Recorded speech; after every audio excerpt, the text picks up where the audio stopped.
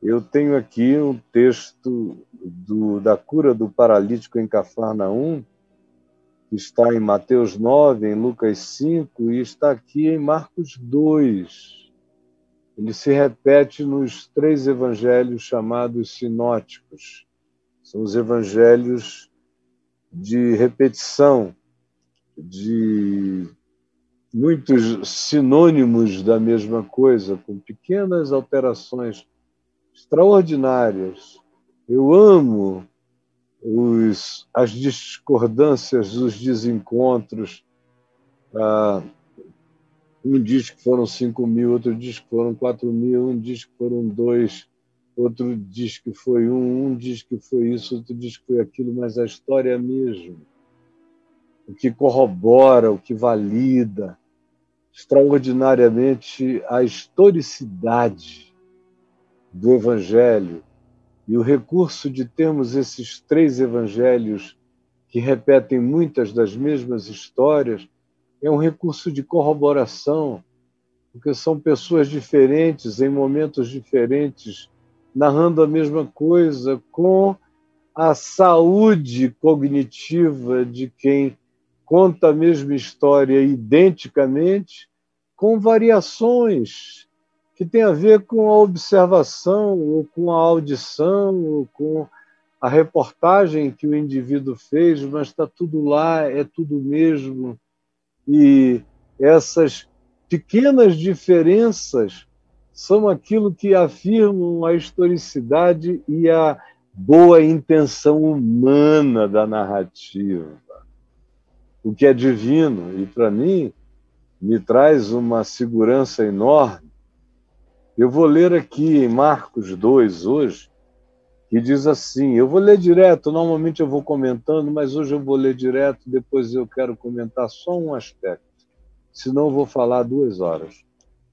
Dias depois de Jesus ter curado um leproso e operado uma quantidade enorme de curas, ele entrou de novo em Cafarnaum, que era onde ele estava residindo, e logo correu que ele estava em casa. E era uma casa que não era dele, ele não comprou uma casa em Cafarnaum.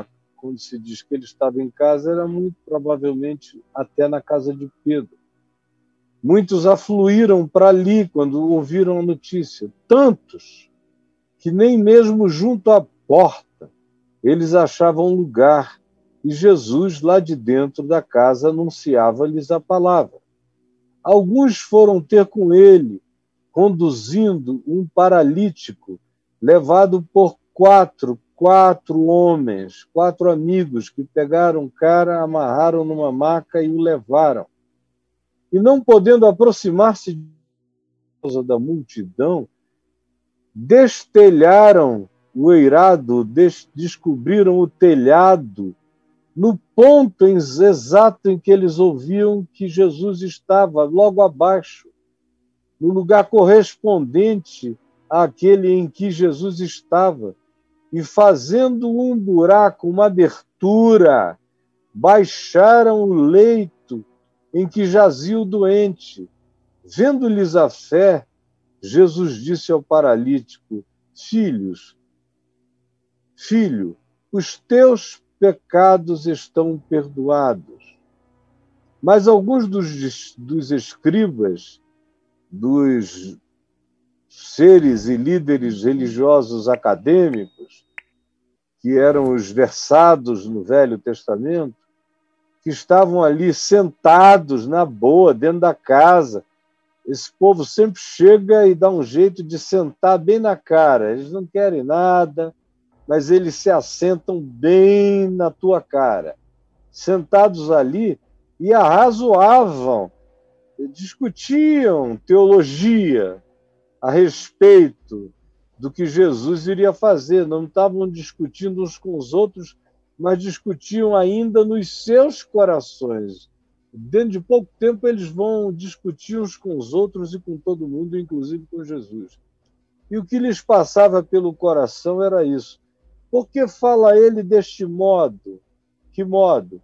Filho, os teus pecados estão perdoados. Por que ele fala assim? Isto é blasfêmia.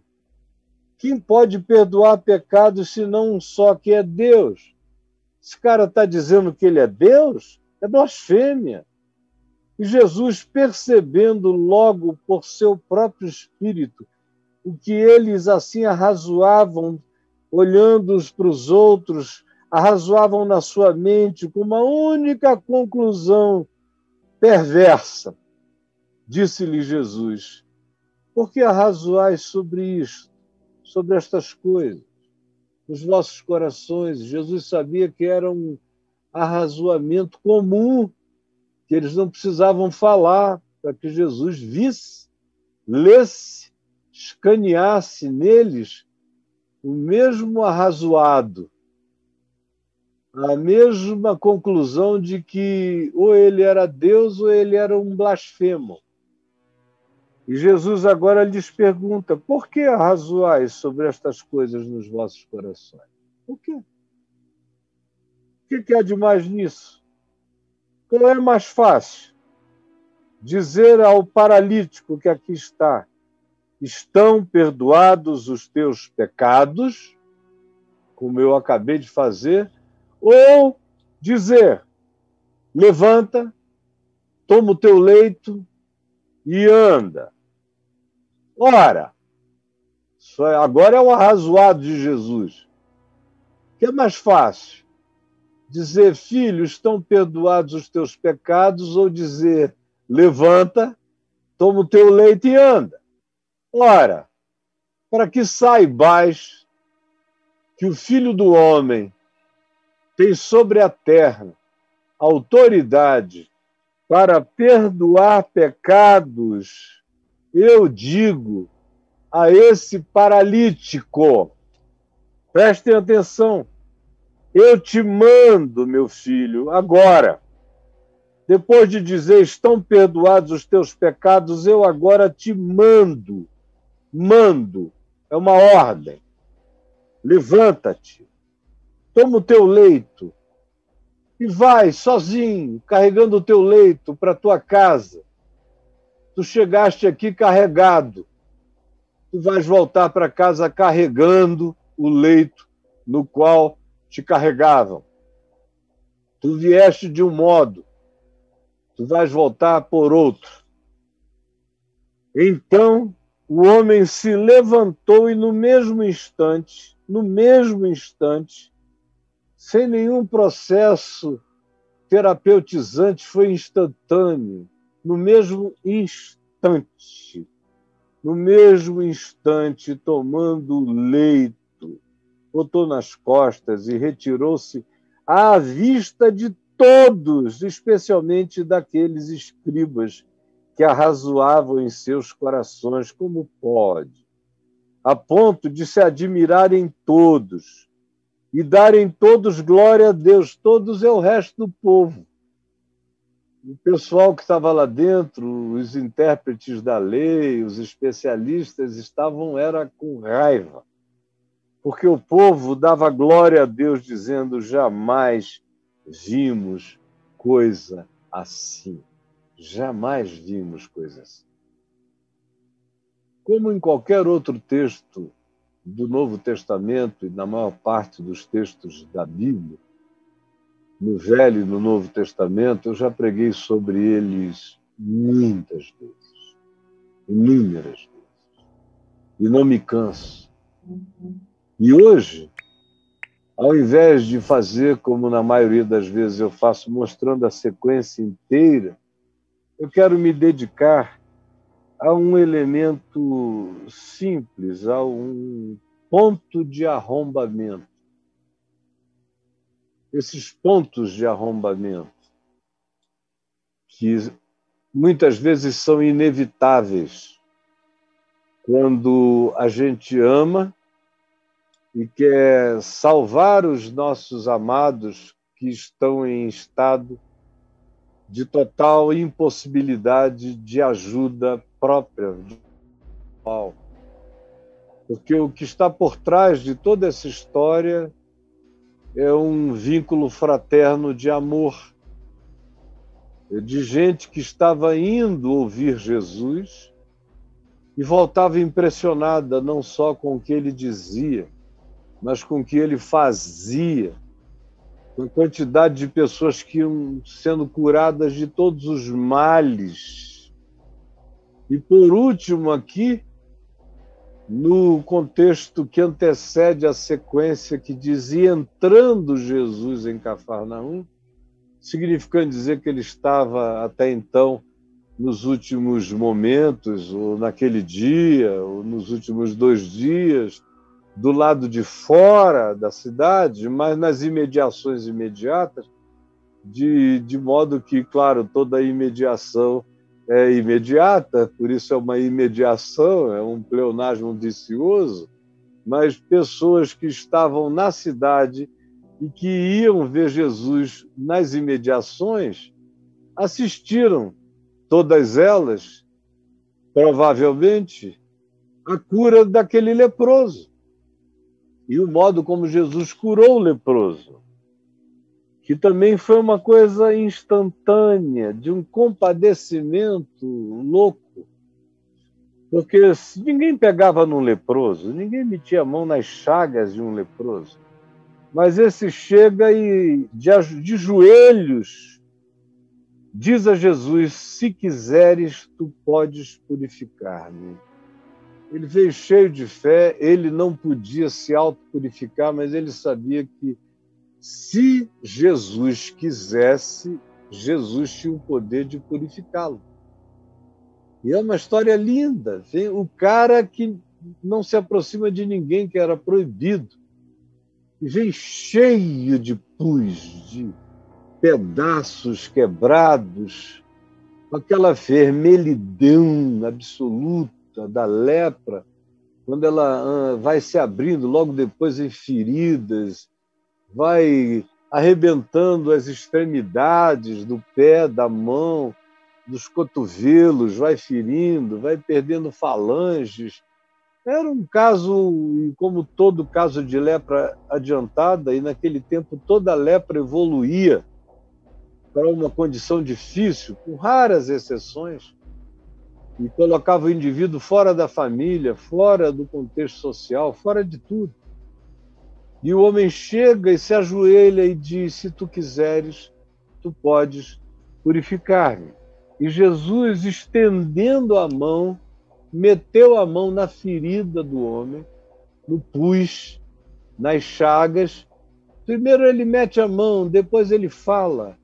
A ação tem que preceder a falação, a pregação, o discurso, o que quer que seja. Primeiro vêm os atos, as demonstrações, vêm os aplicativos.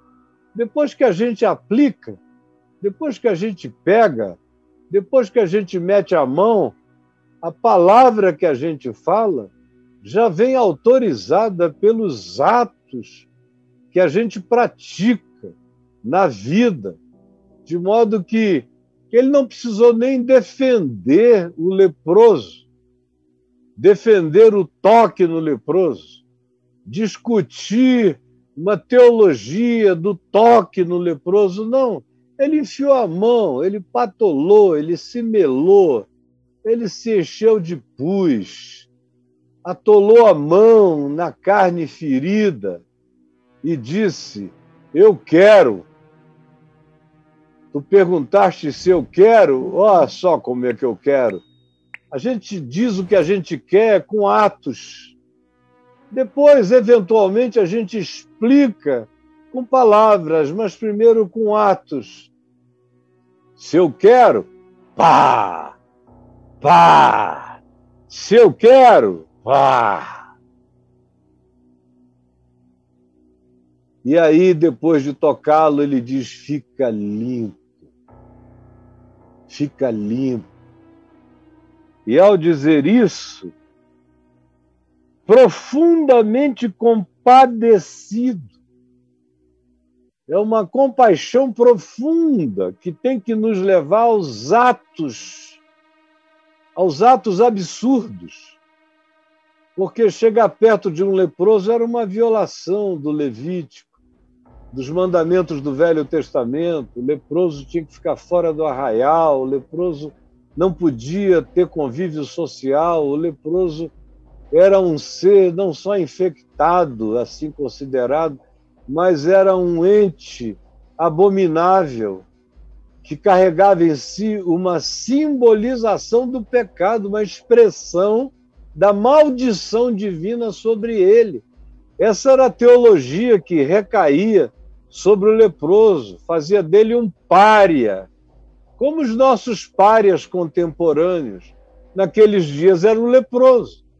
Então, primeiro vem a compaixão, segundo vem o ato de tocar, de meter a mão, terceiro vem a palavra que diz, eu quero, fica limpo.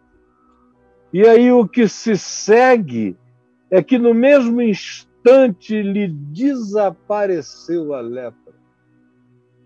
No mesmo instante lhe desapareceu a lepra. Eu acho interessante é que lhe desapareceu. Desapareceu primeiro para ele. Lhe desapareceu a lepra. A lepra ficou curada depois que ela desapareceu para ele.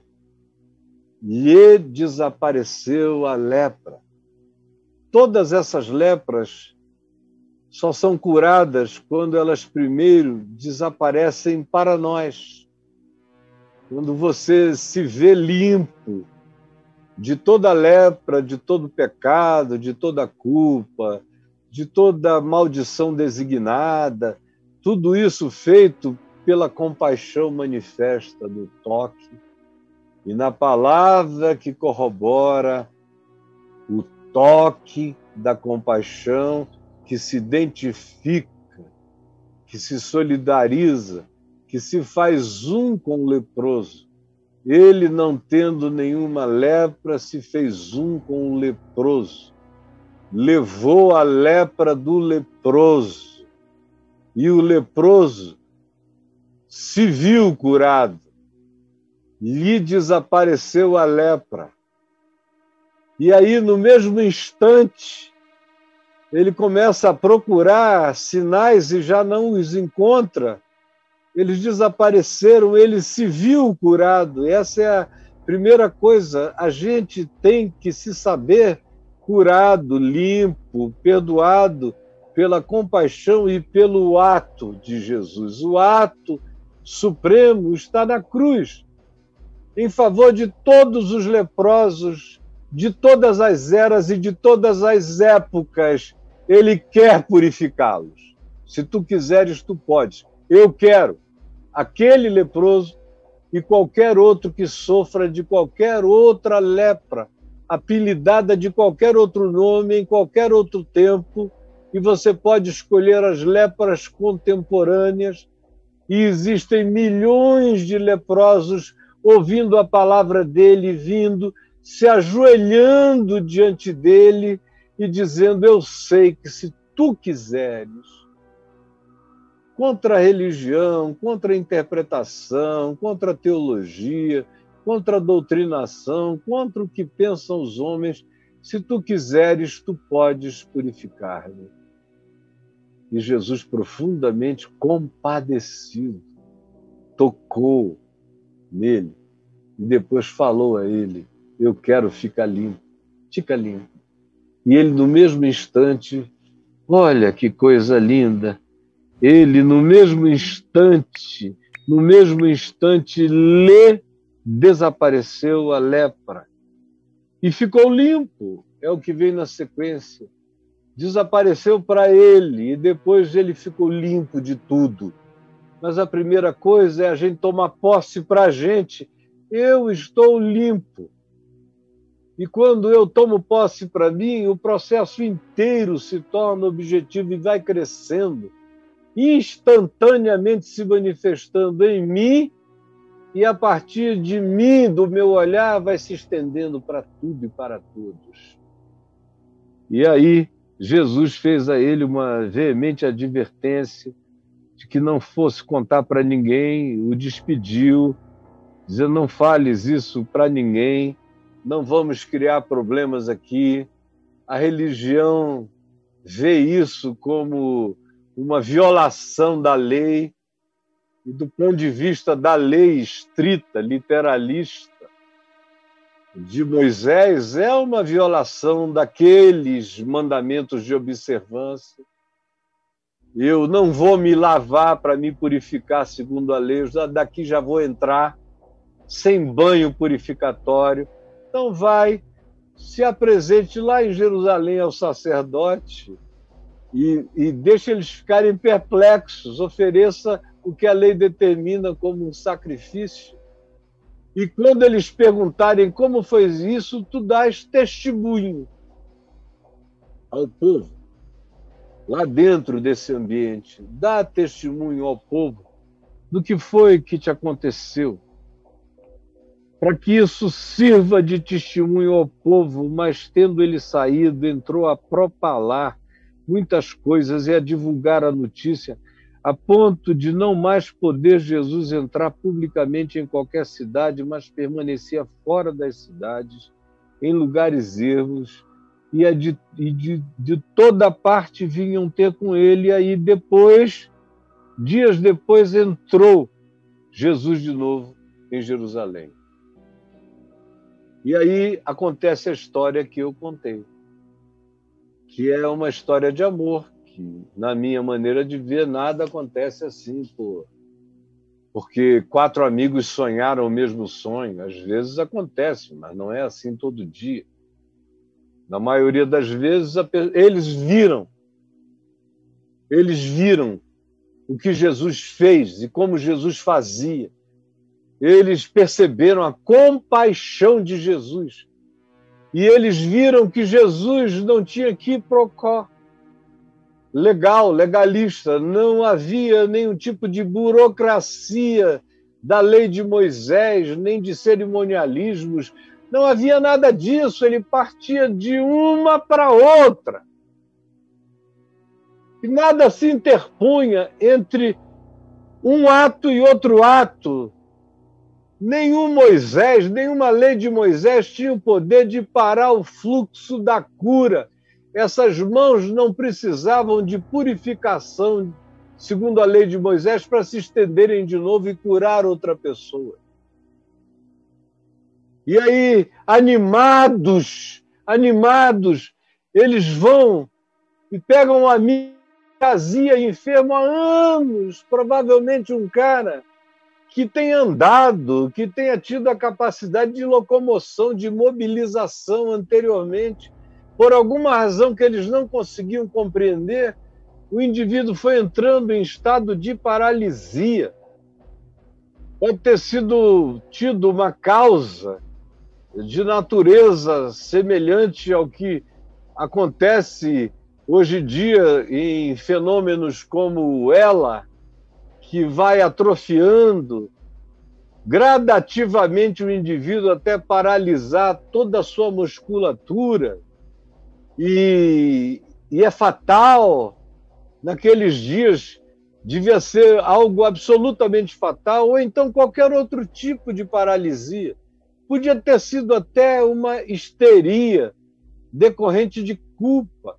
No passado havia muita gente que entrava em estado de paralisia por histeria culposa e culpa histérica, de males que faziam, e aí, gradativamente, a mente os ia proibindo de viver. E o cara entrava numa prisão psicológica particular, e com a imobilidade, ele acabava se paralisando, se atrofiando, perdendo toda a musculatura e, de fato, depois de algum tempo, se tornava completamente incapacitado. Pode ter sido qualquer coisa, provavelmente alguma coisa que tivesse a ver com culpa, com sentimento de culpa, com a perturbação culposa. Eu digo isso pelo que vem a seguir. Mas os amigos chegaram empolgados e disseram: olha, os teus dias de molestamento acabaram. Vamos lá. E pegaram o amigo e carregaram a cama, a maca, Levaram até lá a maca, aquelas macas do primeiro século, feitas e afofadas com muito feno amarrado, para que o indivíduo tivesse alguma maciez. Como eu mesmo ainda usei muitos colchões de palha mesmo, de feno, no passado, no Amazonas.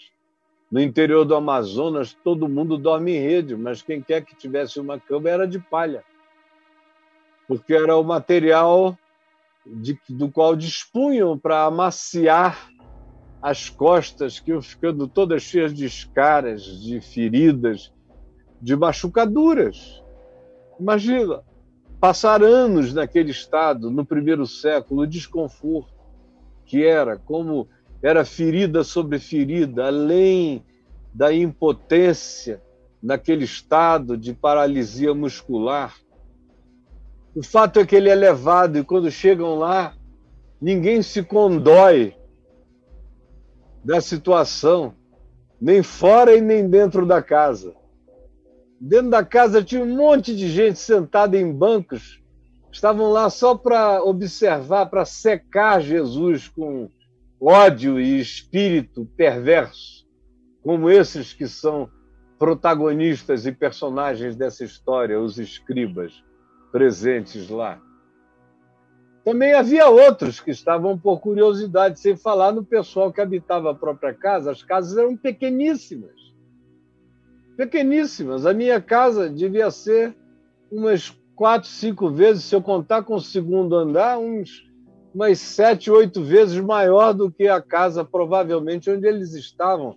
Era um cômodo de uma sala ínfima, de paredes de pedra grossa, e atrás quartinhos mínimos, poucos e mínimos. O resto era vizinho, era comum. Então, quando eles chegam lá, do lado de dentro está socado. Nos quartos, na pequena sala, os escribas dentro da sala, com a influência deles de dizer chega para lá, nós chegamos. E os guarda-costas na frente, abre, que tem gente de Jerusalém aqui. Aí cadeiras para eles sentarem, e Jesus nem aí. Aí chegam os homens, os 4 homens com um amigo, e tentam enfiar pelo caminho normal uma entrada para junto de Jesus e não encontram uma entrada pela porta natural para dentro da sala. Então eles pensaram o seguinte: se a gente não entra pela porta, a gente abre um buraco no telhado. Mas o que interessa não são as parcimônias, nem as etiquetas, nem as opiniões. Nós estamos lidando com aquele que mete a mão na chaga do leproso. Para ele não há censura. Ele sabe o que é responder compassivamente ao desespero humano. E ele se compadecerá da dor do nosso amigo e da nossa angústia de introduzir o nosso amigo ao lugar da misericórdia, da graça e da cura. E aí eles sobem, eles fazem o impensável. Eles invadem a propriedade privada. A propriedade privada é privada hoje tanto quanto era privada naqueles dias. Ninguém destelhava a casa de ninguém, especialmente se esse alguém fosse Pedro, na casa dele, que era uma figura enfrentadora, turrão, difícil, que todo mundo conhecia. Mas eles abriram o telhado, e não era telhado como o daqui de casa, que você vai tirando telha a telha, não. Eram coberturas também de palha com barro, estrutura de madeira por debaixo, como a gente ainda tem no Nordeste, em alguns lugares, onde se põe palha, barro e depois palha em cima, para não haver goteira para baixo. Ninguém destelha, ali você só abre rombos, você abre buracos, Não dá para dizer, depois eu ponho as telhas de volta. Não, é um arrombamento. E tinha que ser um grande arrombamento para poder caber uma maca com um homem. Essa maca devia ter pelo menos 1,65 m, 1,70 m de extensão, 1,10 m de largura. E eles abrem esse buraco na casa de alguém, talvez Pedro, e descem o amigo amarrado em cordas, vão baixando. O buraco era tão grande que Jesus olhou de baixo quando começou a cair barro, porque antes do homem descer foi um derrame de barro, de poeira, de palha, foi uma sujeira. Os mais granfinos de Jerusalém, os escribas, estavam dizendo: ixi, que nojeira, que coisa mais antiquada, que gente não civilizada, só podia ser na Galiléia, que loucura. Não diziam, mas pensavam. E era enorme o buraco. E desce aquele homem baixado por cordas, e Jesus olha, vê 4 rostos baixando o indivíduo. Era uma ação de amor fraterno, de paixão fraterna. E quando o amor está presente, as etiquetas caem, as éticas que não são nem éticas, são etiquetas, desaparecem. O que está aqui em vigor é a ética da vida contra a etiqueta da propriedade privada. No tempo dos militares, eu preguei muito nesse texto, falando da ética da vida contra a ética do latifúndio, das propriedades privadas, assim feitas privadas por arbítrios que não tinham nada a ver com direitos reais e adquiridos, e 1 trilhão de outras coisas do mesmo gênero. Mas aqui hoje, a minha ênfase é no choque entre a etiqueta e a ética que aparece nesse texto. A etiqueta dizia que não se fazia isso na casa de ninguém, por nenhuma razão desse mundo. E a ética diz que para salvar uma vida a gente arromba qualquer telhado. Qualquer arrombamento está explicado. Qualquer buraco para salvar uma vida está justificado, porque é um buraco a menos para sepultar vidas. O Evangelho abre buracos nos telhados para salvar a abertura de buracos para sepultar pessoas. No Evangelho, a vida tem primazia sobre tudo, sobre o sábado, sobre qualquer lei, sobre qualquer purismo cerimonialista, sobre qualquer que fosse a etiqueta dos rabinos, sobre qualquer que fosse o acordo religioso. No Evangelho, salvar vidas vem antes de qualquer tentativa de criar uma ortodoxia que não priorize a vida. Qualquer ortodoxia que não coloque a vida em primeiro lugar não é ortodoxia.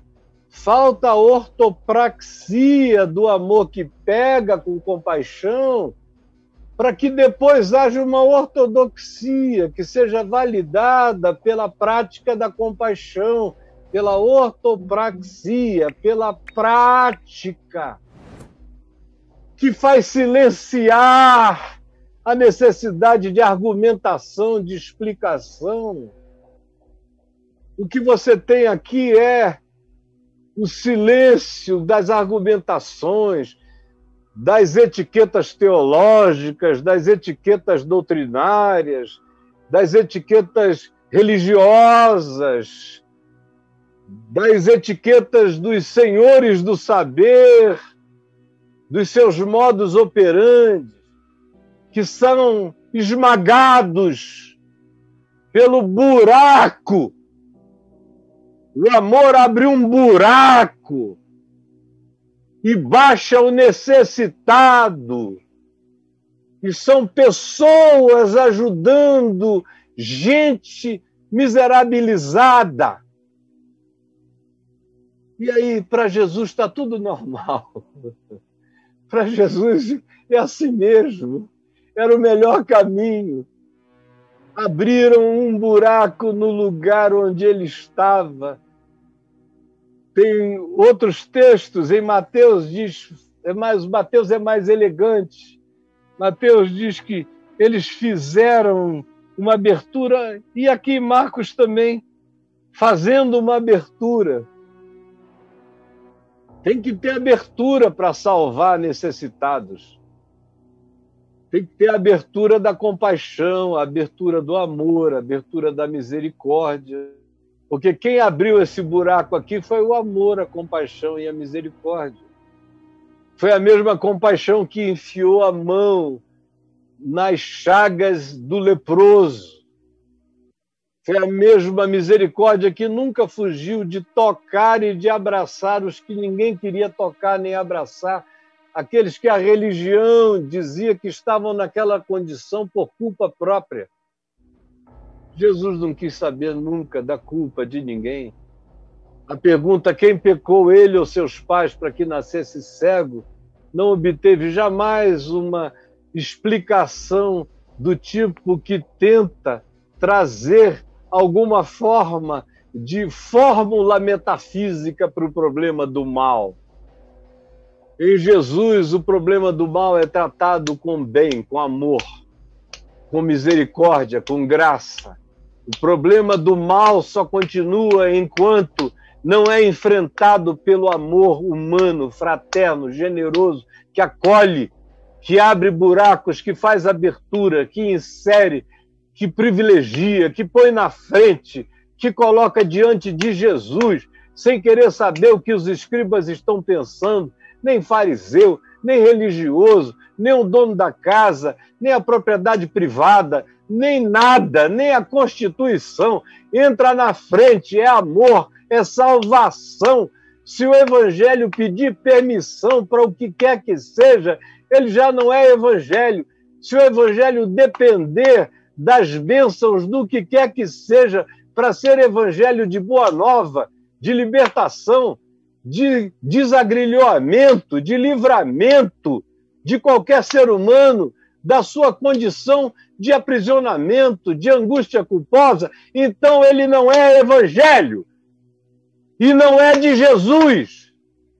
Se ele precisar primeiro consultar um conselho de escribas, se precisar primeiro recorrer à opinião dos estudiosos, se precisar de qualquer coisa que venha antes da dor humana, da dor de gente, da dor de um amigo, da dor de um sofrido, da dor daquele a quem eu enxergo, se o Evangelho precisar de qualquer convalidação, ele não é Evangelho.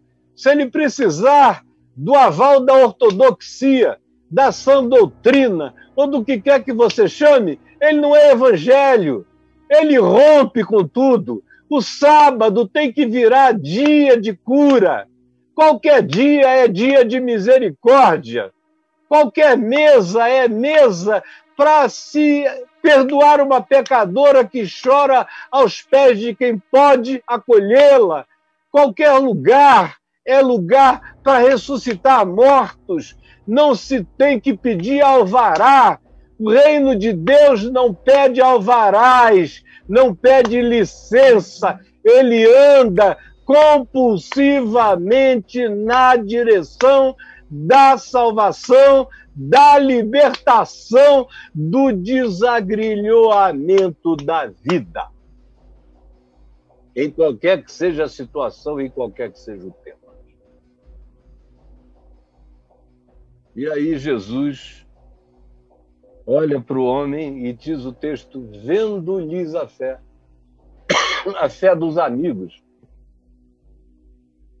E essa fé que coletivamente se irmanara em torno de uma conclusão, esse que mete a mão na chaga de leprosos, que se suja com o pus da maldição e não vai tomar banho de purificação, esse é capaz de enxergar o nosso amigo. É capaz de enxergar o amigo e não o buraco. Porque muita gente, o pessoal de baixo, enxergava o buraco e não o ser humano. Esses amigos entenderam que Jesus enxergaria o ser humano, ao invés de enxergar o buraco. O buraco estava a serviço. Ainda que eles tivessem que trabalhar uma semana para recuperar aquele telhado, era bobagem. E a conversa ficaria para depois. A conversa inicial era o silêncio de quem abria o buraco e baixava o amigo. E Jesus leu esse evangelho. Jesus leu essa escritura sagrada nos atos desses homens. Jesus leu Isaías nas ações desses homens. Estão ajudando o seu próximo. Estão dizendo a ele ser forte. Estão baixando, que estão sendo um refúgio contra a tempestade, um abrigo contra o vento. Estão sendo como a sombra de uma grande rocha em terra sedenta, estão sendo como o rebentar de ribeiros no meio da caatinga.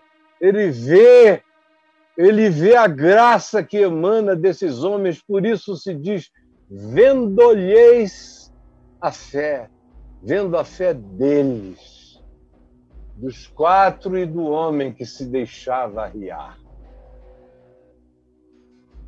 Vendo-lhes a fé, disse ao paralítico, filho,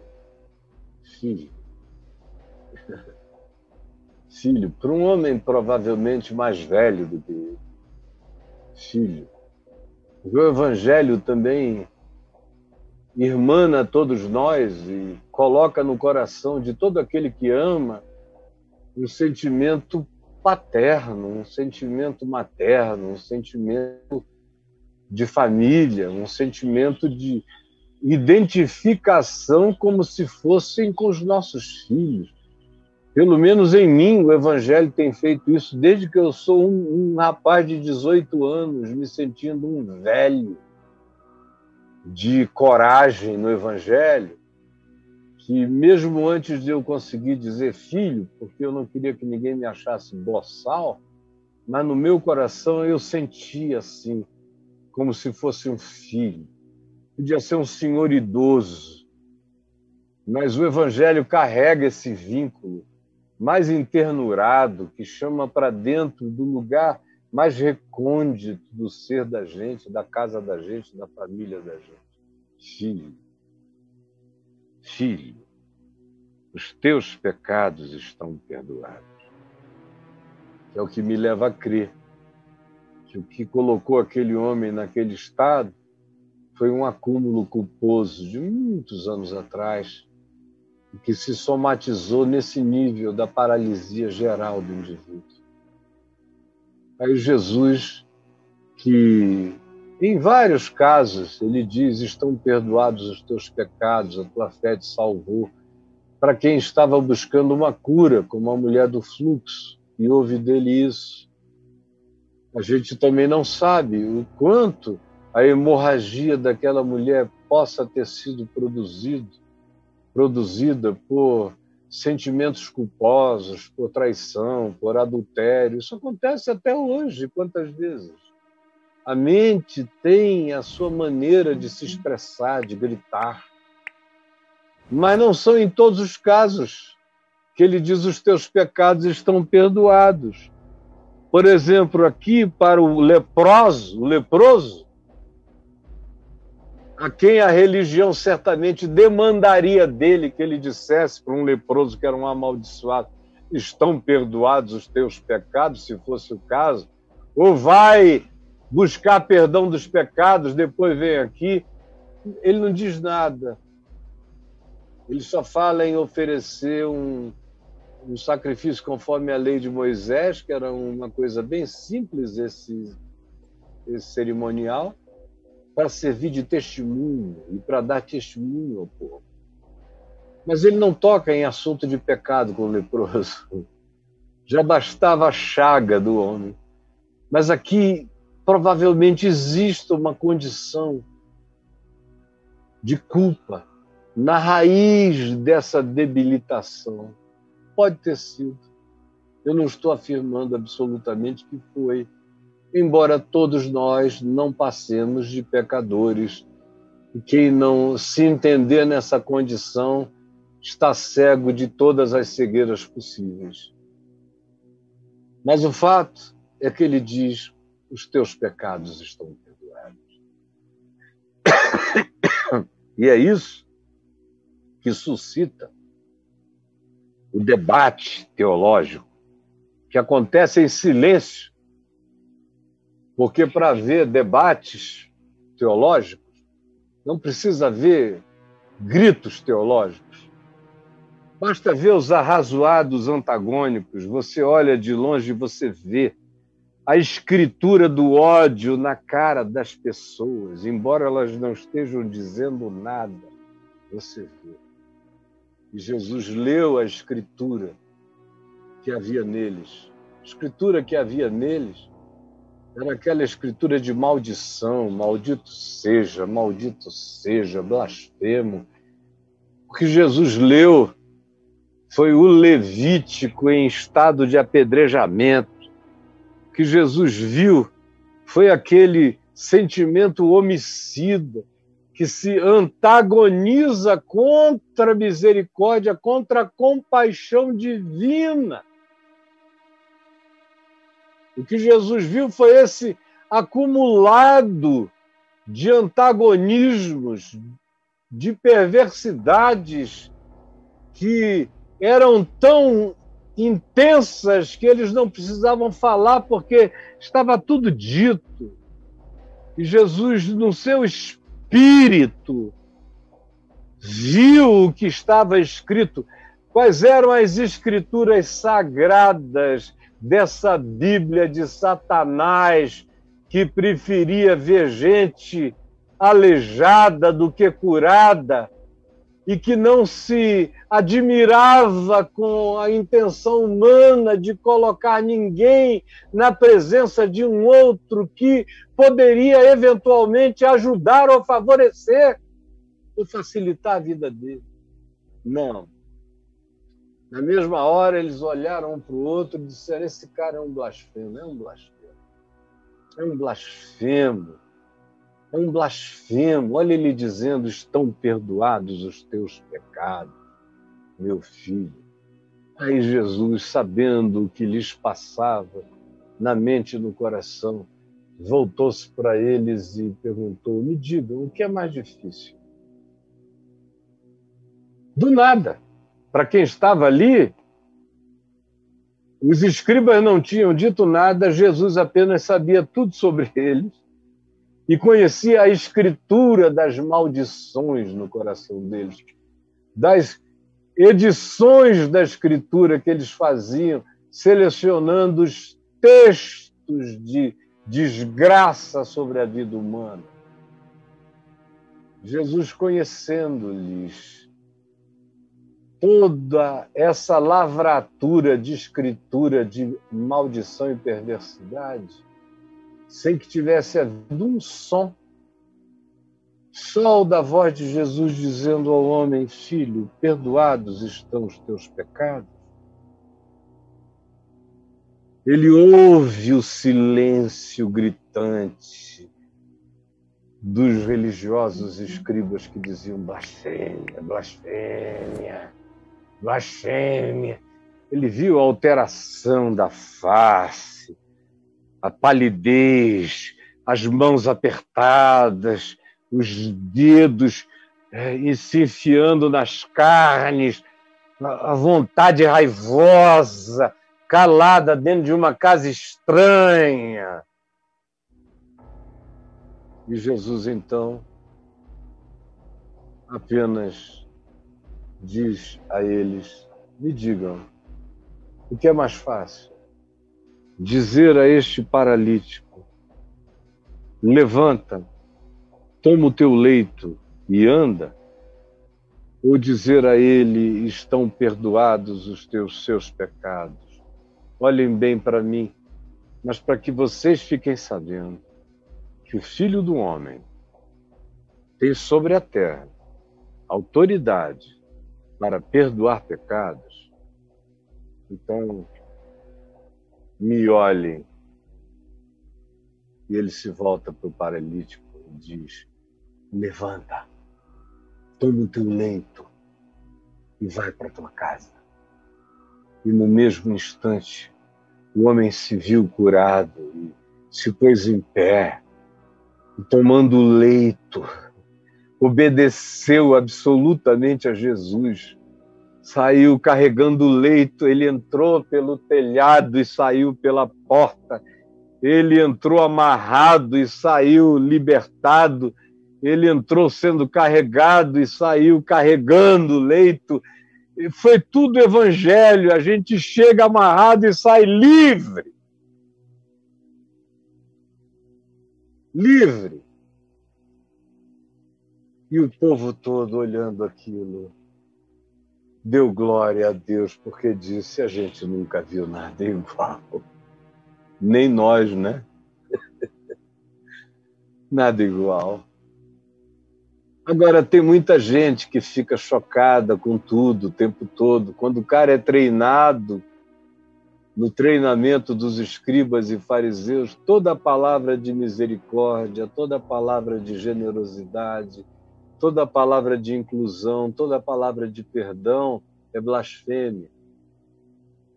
Eu, por exemplo, deixo esses caras que estão por aí em estado de ódio, porque, em nome de Jesus, eu pratico o Evangelho, em que se diz: recebei o Espírito Santo. Jesus ressuscitado soprou sobre ele e disse que se de alguns perdoardes os pecados, ser-lhe-ão perdoados. Eu também vejo João, que estava presente naquele dia da ressurreição, quando Jesus disse isso, repetir na sua primeira epístola que se nós virmos alguém pecando, e pecar não para a morte, ou seja, alguém que peque sem que o pecado dela seja um pecado que produza destruições coletivas, seja um pecado que tenha a ver com o mal que a pessoa faz a si mesma e não com o mal que ela faz a outros. No meio religioso, o pecado que contra é o pecado que o cara faz a si mesmo. O pecado que se faz e que muitos fazem a outros, os pecados coletivos que decorrem das leis injustas, das atitudes de juízo, das palavras que coletivizam desgraças, que amaldiçoam populações de gente estranha e diferente, isso aí não é nada.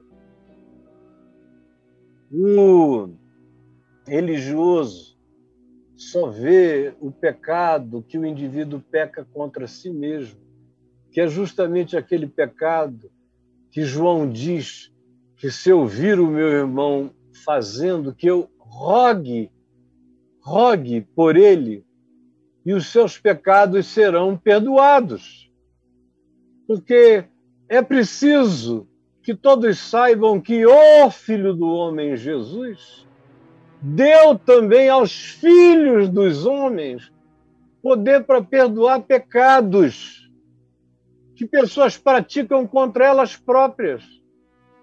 Então eu não tenho nenhum problema de ver gente que chega arrebentada, chorando, quebrada, sofrida, amaldiçoada por todos, marginalizados de tudo. Eu não tenho nenhum problema de olhar com compaixão, de ver a dor, de gente que está abrindo buracos para ver se chega aonde nós estamos, porque não somos nem nós que chegamos a eles, são eles que estão nos procurando.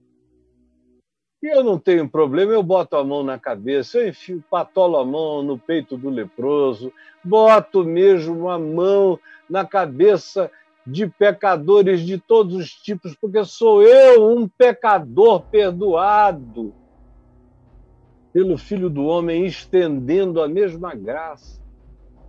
Assim como Deus em Cristo nos perdoa os pecados, assim também perdoemos nós os pecados dos outros, não apenas aqueles que eles fizeram contra nós, o que é muito óbvio e muito tolo, muito do primário da fé.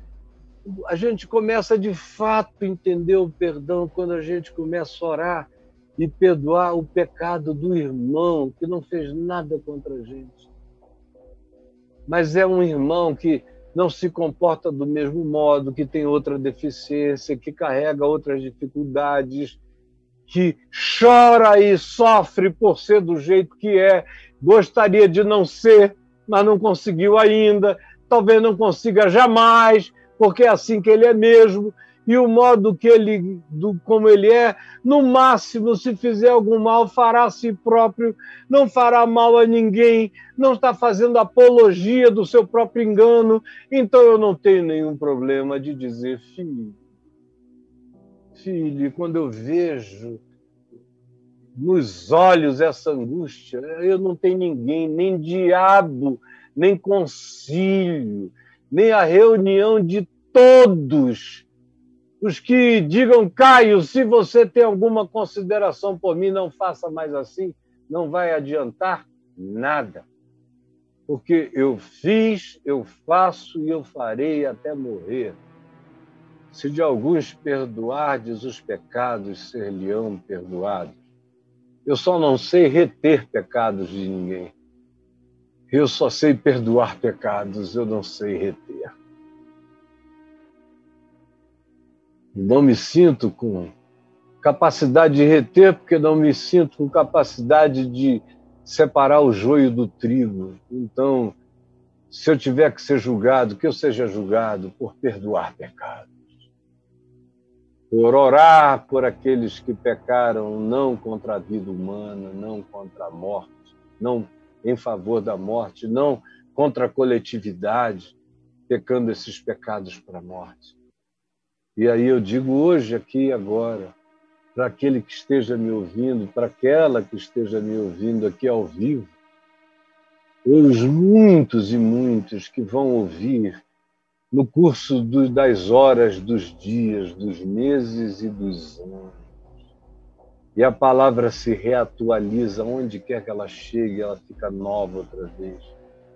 E eu digo a esses, filho, estão perdoados os teus pecados. E aquilo que te condicionou a uma existência de paralisia, eu te digo agora, em nome daquele que me perdoou, em nome daquele que nos perdoa, eu te digo, levanta, toma o teu leito e vai viver. Vai viver. Ninguém mais tem o poder de te parar. Sai pela porta. Sai carregando. Vai carregar outros. Nunca mais te deixes paralisar. Tua culpa está coberta. Teu pecado está perdoado. E tu estás restaurado. Levanta e anda. Vocês entenderam as implicações contemporâneas de tudo que eu disse. Quem tiver ouvidos para ouvir, ouça. Jesus, que a tua palavra se renove agora, mais uma vez.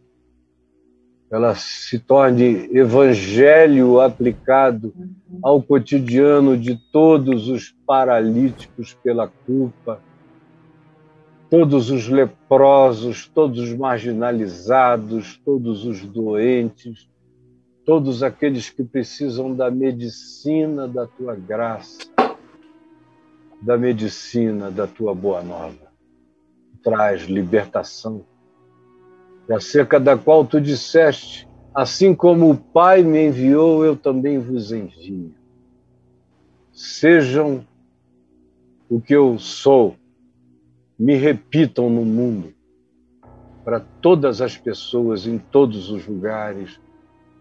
Perdoem, acolham, abracem.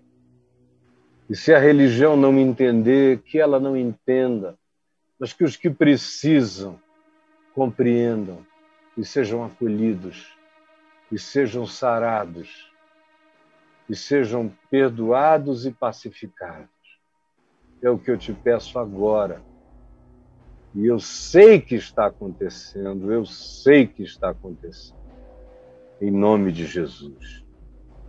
Amém. Amém, amém.